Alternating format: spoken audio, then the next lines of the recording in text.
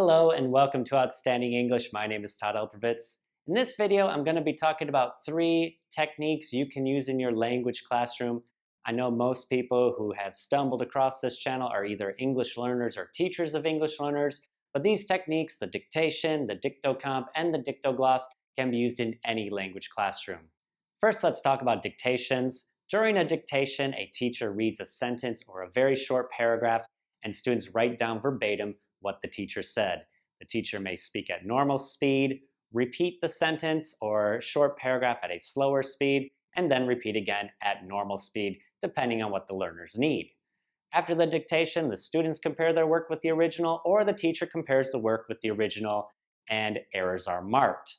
Some positives about using dictations are that it requires very little planning. It can be done for students of any proficiency level beyond absolute beginners, and it can reveal common student errors outside of what you were assessing. So if it's near the end of the unit and you're assessing if students have mastered spelling for the days of the week, and in your sentences it's revealed that they haven't internalized where to put the apostrophe on your sentences that have don't and doesn't, well, then you can use the beginning of your following class to drill those skills and have an activity to give them extra practice, to give them that instructional support that they need. If you're about my age, you probably have some very unpleasant memories about dictations. We all had language teachers who over-relied on them and may have sped up speaking. If students outwardly express disinterest in the dictation activity, one thing you can do to spruce up your dictations is make them fun for your learners. You can have students take turns being runners and writers, where you have students go from one end of the room to memorize text, come back to their partner, dictate their text to the partner, and then have them take turns who is the runner and who is the writer, and then have them check their work when they're all done. One alternative form of the dictation is the dictocomp, which is a combination of the words dictation and composition.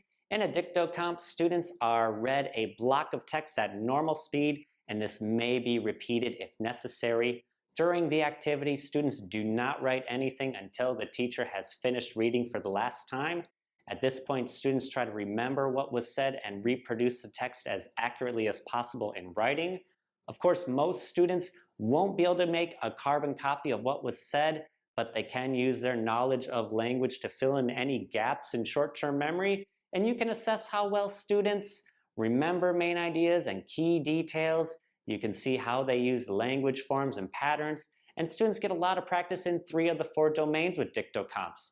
They have to listen attentively to catch details, they need to write and fill in gaps in their memory, and they get practice reading as they reread their work and make edits before having work checked. You can scaffold your learners by creating an outline or have key vocabulary on the board to help refresh their memory as they write. The most recent variation of the dictation is called the dictogloss, and it gives learners an opportunity to practice in the 4 domains of the target language: listening, speaking, reading, and writing. It's similar to a dictocomp, but students are encouraged to take notes, and then they work together with a partner or small groups to reconstruct the text after the teacher has finished speaking for the final time. So students are listening for the key purpose of remembering details, they are communicating with one another, they are collaborating and assisting each other to recall details.